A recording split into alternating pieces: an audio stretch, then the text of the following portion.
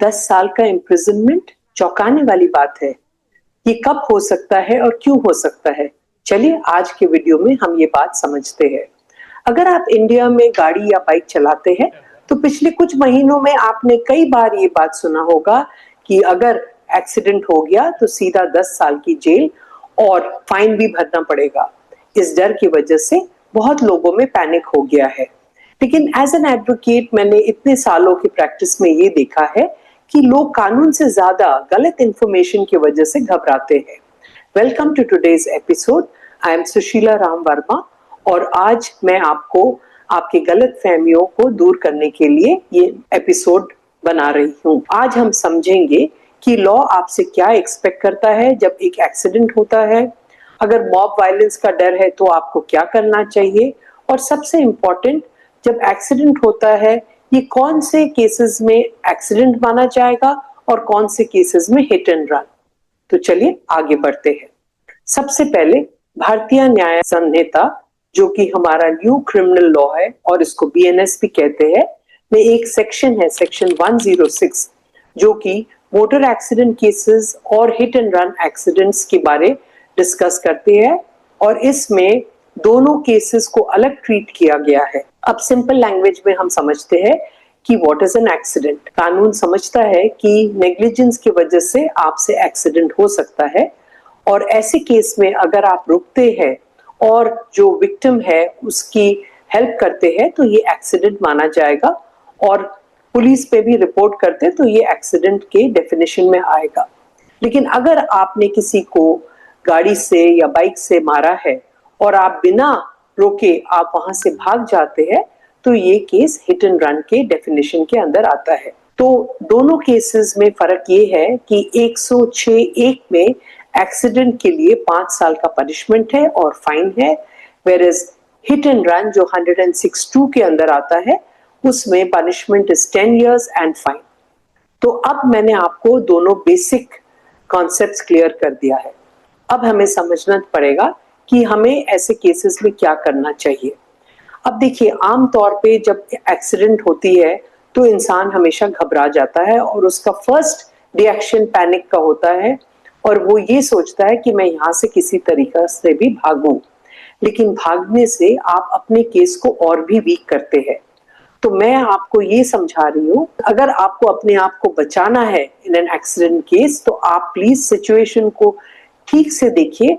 मेरी ये जो आगे मैं जो आपको टिप्स दे रही हूँ उसको ठीक से समझिए और फिर उसी हिसाब से आप अपना डिसीजन लीजिए। अब आपके माइंड में नेक्स्ट क्वेश्चन जरूर ये होगा कि क्या हर एक्सीडेंट केस में कोर्ट आपको पनिशमेंट देती है? तो आंसर है हाँ, बिल्कुल देती है, लेकिन फैक्ट्स के ऊपर डिपेंड करता है, आपके बिहेवियर के ऊपर डिपेंड करता है एंड ऑफ कोर्स विक्टिम के ऊपर भी डिपेंड करता है। हाल ही में सुप्रीम कोर्ट ने फरवरी 2026 में एक जजमेंट पास किया, अब्दुल सत्तर वर्सेस स्टेट ऑफ कर्नाटका। इस केस में कानून ने देखा कि जिस आदमी ने एक्सीडेंट किया वो हिट एंड रन केस नहीं माना जा सकता था, वो एक सिंपल एक्सीडेंट केस है। लेकिन उस पर्टिकुलर हादसा में जो एक 13 साल की बच्ची जो विक्टिम थी वो उसकी डेथ हो गई। जब सुप्रीम कोर्ट ने ये मैटर देखा और सुप्रीम कोर्ट ने डिसाइड किया कि ये केस एक्सीडेंट का है and not hit and run, तो सुप्रीम कोर्ट ने उस पर्टिकुलर आदमी को सजेशन दिया कि क्या आप कॉम्पनसेट करने के लिए तैयार है फैमिली ऑफ द विक्टिम को। तो जब उसने हाँ कहा तो सुप्रीम कोर्ट ने 3 लाख की कॉम्पनसेशन का डायरेक्शन दिया और उसके 3 महीने की जो सजा है उसको कम कर दिया। लेकिन इसका ये मतलब नहीं है कि हर केस में कोर्ट आपकी सजा को कम कर सकती है। ये एक स्टैंड अलोन केस है और जैसे मैंने कहा हर केस में फैक्ट्स अलग होते हैं और डिसीजन भी अलग हो सकता है। तो अगर आपको लीनियंसी चाहिए तो आपको बहुत केयरफुली ये वीडियो देखना चाहिए क्योंकि आप समझ सकेंगे कि आप क्या कर सकते हैं। अब हम प्रैक्टिकल रियलिटी पे आते हैं। देखिए, जब एक्सीडेंट होता है द फर्स्ट रिएक्शन इज कि मॉब कहीं मुझे मारेगी तो नहीं, और ये कई बार हो चुका है। अब कानून ये नहीं एक्सपेक्ट करता है कि अगर एक बहुत रिवेंजफुल मॉब वहां खड़ा हो या बहुत एंग्री लोगों का एक मॉब वहां खड़ा हो तो आप वहां गाड़ी रुक के उनसे आप बात करेंगे। ऐसे केस में आप बिल्कुल अपना जान बचा के आप निकल सकते हैं, लेकिन आप घर मत जाइएगा, आप किसी नजदीकी पुलिस स्टेशन में जाके इंसिडेंट का रिपोर्ट कीजिए और अपने आप को सरेंडर कीजिए। तो ऐसे केस में जो एक्सीडेंट हुआ वो एक्सीडेंट ही माना जाएगा। अगर आप उधर से भाग जाते हैं बिना रिपोर्ट करे तो आप हिट एंड रन केसेस में फंस जाएंगे। अब आपको ये समझना है कि अगर आप मॉब के वायलेंस से बच के अगर आप घर चले जाते हैं तो क्या होता है। तो ऐसे केस में कानून ये डिसीजन लेगा कि ये केस आपका हिट एंड रन का है और ऐसे केसेस में 10 साल सजा प्लस फाइन। अब हम जाते हैं विक्टिम्स कॉम्पनसेशन पे। अगर किसी वजह से एक हिट एंड रन केस में जो गाड़ी चला रहा था उसको ट्रेस नहीं कर पाई पुलिस, तो ऐसे केसेस में क्या आपको कानून से कुछ कॉम्पनसेशन मिल सकता है? तो आंसर है यस, आपको मिल सकता है। मोटर व्हीकल्स एक्ट में एक सेक्शन 161 है जिसके अंदर ऐसे सिचुएशन के लिए स्पेशल कॉम्पनसेशन स्कीम है। अनट्रेस्ड हिट एंड रन व्हीकल्स के लिए गवर्नमेंट ने कॉम्पनसेशन ईयरमार्क किया है।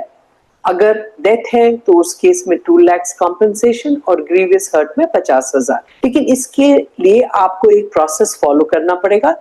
इंसिडेंट के लिए आपको तुरंत एक एफआईआर लॉन्च करना पड़ेगा। उसके बाद ट्रीटमेंट और मेडिकल बिल्स में जो भी आपने खर्च किया वो सब आप संभाल के रखिए और फिर आप डिस्ट्रिक्ट क्लेम्स इंक्वायरी ऑफिसर जो कि वहां पर मौजूद है उनके पास आप फॉर्म 1 में आप अपना रिक्वेस्ट सबमिट कीजिए और पूरी जांच पड़ताल के बाद आपको क्लेम्स इंक्वायरी ऑफिसर आपको कॉम्पनसेशन दिला सकते हैं। अब और एक एस्पेक्ट इस पूरे केस में ये है कि अगर आप ड्राइवर है तो आपको क्या करना चाहिए।